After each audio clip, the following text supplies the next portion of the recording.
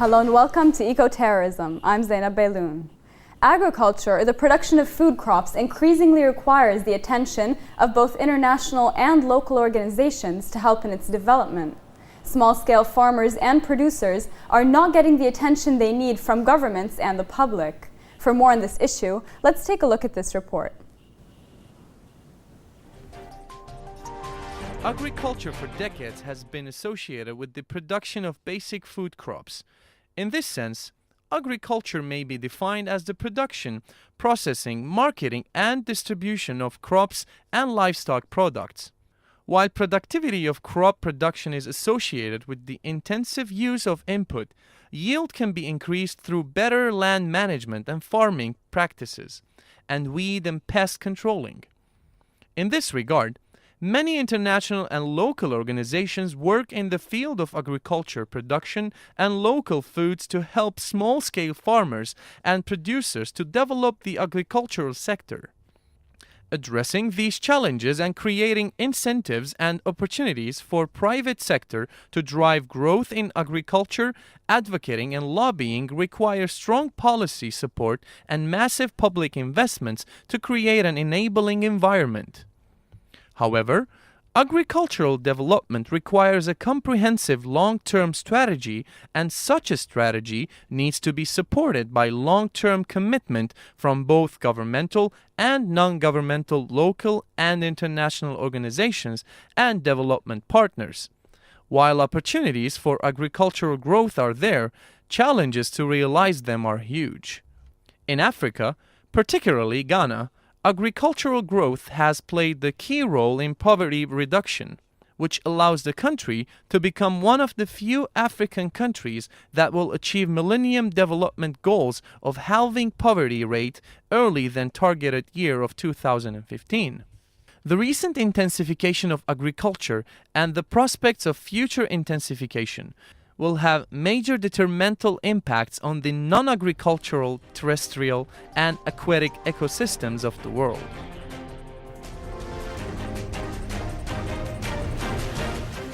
Joining us today in the studio is Ms. Christine Qudsi, Souq Tayyib Managing Partner. So thanks first of all for being here with us today. Thank you for having me today. So to start with, what are the problems that the agricultural sector is facing?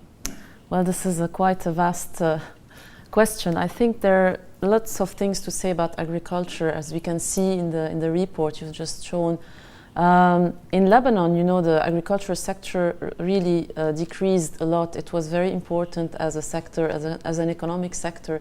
Unfortunately, with time, with maybe the war and other factors, less and less land were cultivated. Whereas before, really, Lebanon was the one of the vastest lands where everything was cultivated and exported in the nearby regions.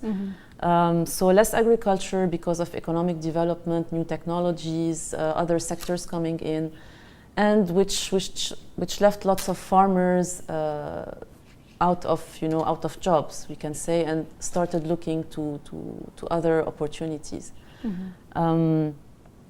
As of Lebanon, we have lots of crops.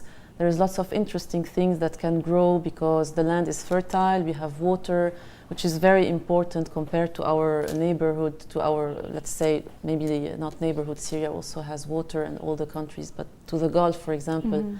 And we have always been very strong in cultivating the land, especially the terrace style of agriculture, which is very innovative and interesting. But unfortunately, everything started decreasing, and people started going to other sectors to make more money, less sales, less productivity. So this is why, overall, I mean, very briefly, the agriculture suffered lately. However, I think that there can be a return maybe to the sector. How do you think this is affecting us negatively? Well, you know, what's more important than the land where you live? Like, what will you leave to your children? The land where you live. What do you take of you, you know, when you travel? It's the memories of your land, and every single person in Lebanon relates to a village and a land. So it's very important to keep this alive and not forget about our land. Not only forget, but how to nurture it more and better.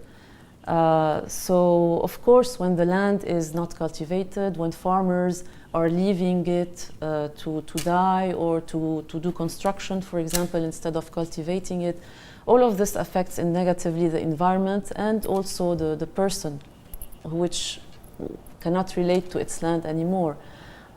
So it's very important to keep this alive.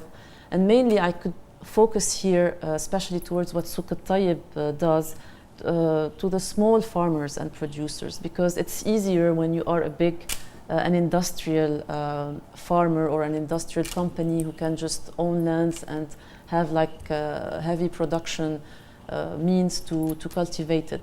But for small-scale farmers, which is the case of a lot of the Lebanese population, they have a nice piece of land, they can cultivate it, but then what do they do with the crop, because they cannot compete with the big ones, the big industrial farmers.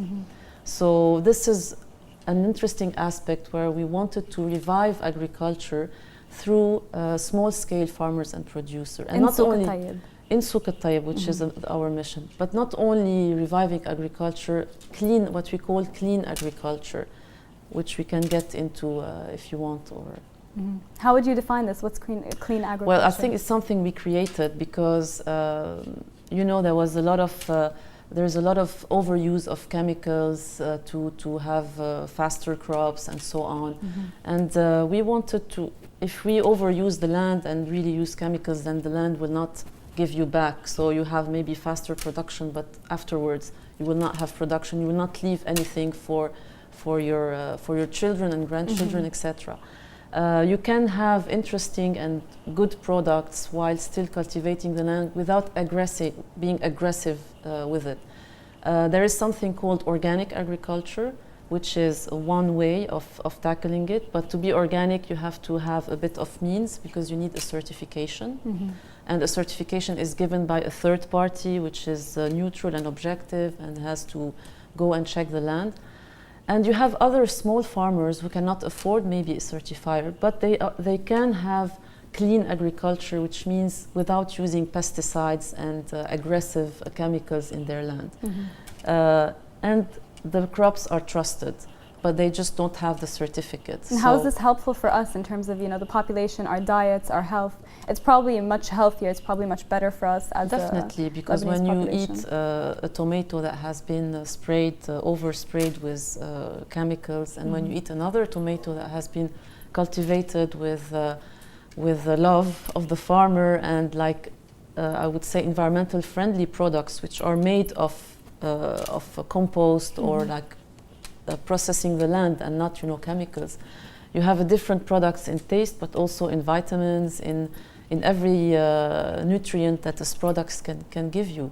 So it's much more beneficial if you want talk about it as a personal and health-wise. So how do you feel like Souk al-Tayyib is tackling these issues? How do you feel like it's advancing this issue of, you know, clean agriculture, maybe even organic agriculture on a Lebanese level? Well, we're trying as an organization to tackle this through different things we're doing. So it's our organization has different programs and different things we work on. The first thing we started was when we went and met different farmers in all the Lebanese regions, wonderful people who were just sad because they couldn't cultivate their land, so they had to leave and go to the city and do something else. Why? Because they're small, so if they have crops, they couldn't compete with bigger, and they used to sell to wholesalers at loss. So that was one of the problems we thought, and we said, okay, this is an opportunity. Instead of seeing it as a problem, what they need is just a place where they can sell directly their products. So this is how Souk al-Tayyib was created. And by providing this venue. By providing this venue and encouraging, but most importantly, you needed to offer quality, clean, organic products. So that was the first step. How do you ensure this? We have a quality assurance engineer, a full-time person who does, who checks the land, gives like a report and says if it's if it's the products are okay to go in the farmer's market or not. If not, the farmer cannot come to the farmer's market. It's the same for, we have agricultural products, but we also have processed like moune. We have different, we have finished, we have cuisine, Lebanese cuisine, so women cooking at home and selling. So for us, it was not only agriculture, it's a lifestyle that we wanted to show in this place, and showing that we should not see this as a problem, but how can we offer these wonderful people a place to sell and to grow? So from like dozens of farmers today, we're like more than 100 of farmers, and even more families and people in the villages benefiting from this.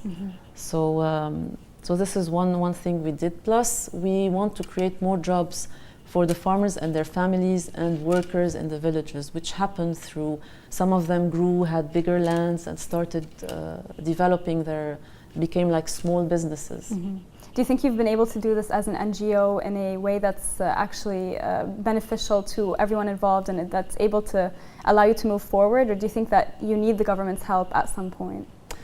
Yeah, I think this is an important point, because so far we've always worked independently, not because we didn't want to, but we're very close to local, the municipalities locally. So we worked a lot with the different municipalities in each region to get more farmers involved, to organize events in the local communities, to spread the word about what we did, and so on. When we say government, the bigger term, which means the ministries and other governmental bodies, for us, we see this as a partnership. It's like we would love to be involved in governmental initiatives. We already had a start with the Ministry of Agriculture this year. Hopefully it will lead to a bigger project. And we are starting, like we have very good relationships with the Ministry of Economy, Ministry of Tourism, because these are different aspects of what we do to promote, the environmental friendly practices, environmental friendly agricultural practices. Thank you very much, Ms. Qudsi. We'll be going off for a short break right now, but we'll be right back. Stay tuned.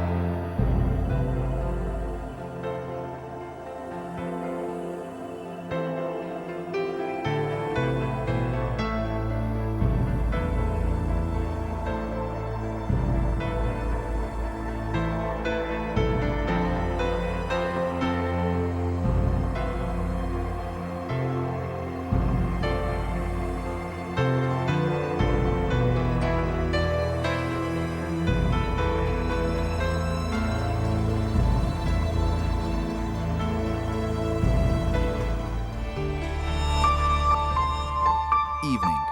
Women's rights redefined.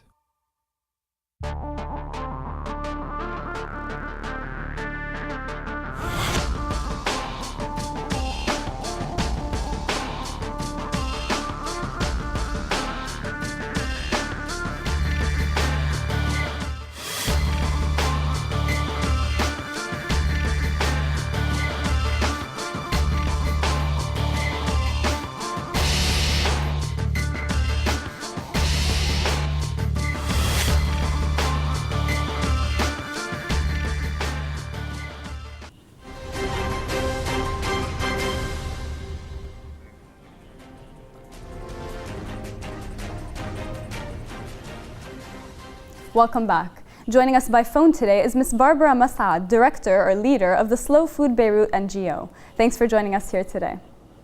Thank you for having me. So first of all, Ms. Barbara, can you introduce us to the work of Slow Food Beirut? Okay, so Slow Food Beirut started in 2004, a long time ago, and its main objective is to keep our culinary heritage alive. Not only by keeping the food, but also the agricultural practices that we used to practice and that we no longer do. Slow Food International started in the early 80s in Italy. It was founded by a certain Carlo Petrini, who did this, who started this movement because of the fact that McDonald's was opening in Rome or somewhere, I don't remember where. So the problem is slow food is like the opposite of fast food. So it's the Greenpeace of food, if you want. So Slow Food Beirut is a chapter. Slow Food is all over the world. And Slow Food Beirut is the Lebanese chapter. Mm-hmm. So what would you tell us is the problem with the food system in Lebanon specifically today? The food in Lebanon, the problem, first of all, the new generation is eating fast food. And people are not cooking at home as they used to. We're losing our Lebanese culinary traditions. We're losing ancient know-how. Children are eating things that they shouldn't be eating. We have a lot of problems with pesticides.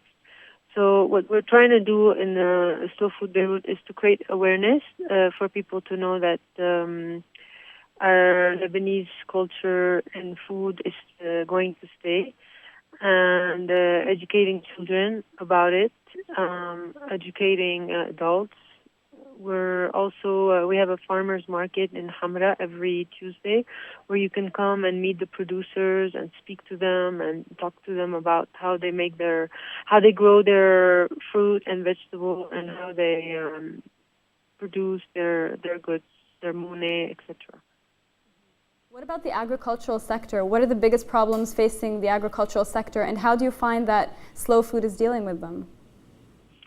So what Slow Food Beirut is not doing a great deal at the moment, but we will be working on a project in the future to create awareness and to tell people that eating organic and it doesn't have to be like 100% organic, but it has to be like when you have fruit and vegetables that are farmed in a sustainable way, and it makes a huge difference. If you notice now that like in this century we have so many diseases and so many problems, this is due to the fact that we're growing vegetables and fruit in a very wrong way. So we should get back to the source and to the way we used to grow food.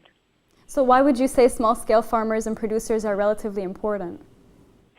They're very important because they carry they carry what we need to work on, like the information that we need to carry on and to continue the way that we used to, as opposed to this huge industrial movement of eating anything. What I speak about all the time to people, to friends, to whoever wants to listen, is to read packages. Like whatever you buy, you always have to read the package. And if you can't understand what you're reading, don't buy it. Don't eat it. Don't put it in your mouth. Do you think the aim of realizing a good, clean, and fair food system in Lebanon is feasible? Do you think it's realistic? I think it's realistic. I mean, there's no such thing as 100% pure food system, but I think it's realistic. I mean, a lot of countries look at us and say that, Lebanon still carries the grandmother's traditions and culinary heritage, etc. So people look at us and like they envy us. So I think if a lot of people work for that, and if we find people that really care and get enough members to work on this, I think it could be done. It should be done. What do you think of the role of the government in all of this? How do you think it can safeguard, local production, agricultural production, and improve the current situation of the food system in Lebanon? I think they should educate farmers, because farmers, I've written a book and I've gone all over the country and I've spoken to many farmers. And once I spoke to a farmer and he told me, no, this is not it hasn't been sprayed with pesticides. So I looked at him like, oh my God. So I think that the government should educate these farmers and tell them exactly what they should do, because they have no clue. Not all of them, of course, but a lot of them have no clue as to how much pesticides they're allowed to use. And that's really dangerous, I think. Do you think enough awareness is being raised on this issue, whether on the part of the government, on the part of the media, on the part of other different sectors in Lebanon? It's better now. It's much better. Yes, I think. It is much better in these few 10 years. We've had much more awareness about it, and because we've had a few scandals, also it woke up people, and we were able to talk about it. And we had like TV talk shows talk about it, and yeah, there is awareness about it. But I think that more should be done in terms of the government. But I think they're too busy now doing other things. Mm-hmm. As kind of a final question, where do you think that the Lebanese food system is headed in the future? Do you think we will see improvement or not? I think we will improve, and I think that the Lebanese food now has become very trendy all over the world. And I think there is room for export, and there is room for knowledge, and there is room for growth. So I'm very optimistic about that. Ms. Masad, we'll be back to our guest in the studio, Ms. Qudsi. Can you comment on what Ms. Masad said and told us about, for example, awareness and the issues in media, I the was government? Just taking a few notes because I fully agree with Barbara, what she said about the role of the government and raising awareness.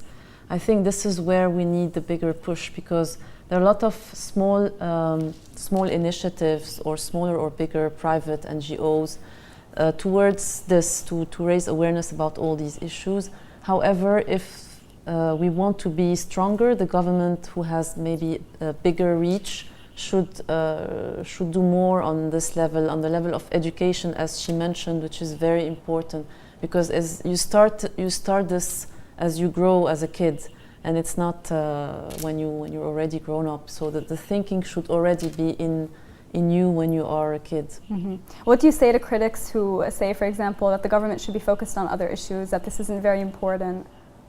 This is one aspect of life. I mean, there's not only, you have economics, you have politics, you have social issues, and you have environmental issues. And I would say environmental issues, where I include agriculture, healthy living, food, etc., is very important, because this is what you will leave it to the future generations. If you start destroying the land and not fixing it, at least, because we already destroyed, unfortunately, a big part of it, then this is a problem.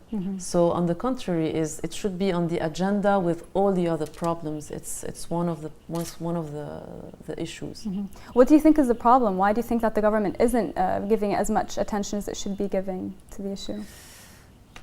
I don't know, it's a good question. Maybe it's less sensational than war, for example, and for us, we took it for granted. You know, we took environment for granted. So the sea is here, the land is here, the sky, it looks like it is on a daily basis, but we don't see how, because we don't see immediately the impact of the destruction sometimes, whereas with war or with economics, you directly see, unfortunately, you know, it's stronger.